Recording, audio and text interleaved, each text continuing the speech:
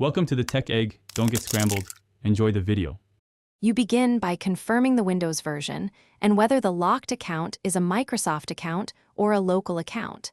This changes the recovery path. Once done, insert a prepared USB recovery drive or have a second admin PC ready for password reset tools. Make sure to disconnect internet if you want to work offline to avoid Microsoft Sync. Now restart and boot from the recovery USB or enter Advanced Startup.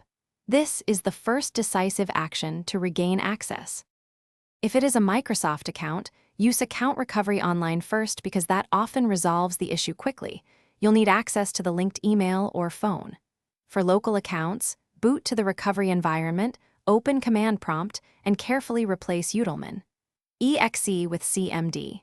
EXE or run a trusted password reset utility from your USB.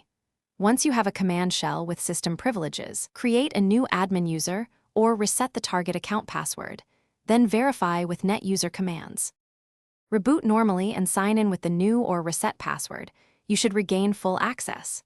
Once signed in, restore any system files you altered, like putting utilman. EXE back and re-enable internet so Microsoft services can sync if needed. If sign-in still fails, boot to safe mode to retry the reset or check the user SID and group membership in computer management.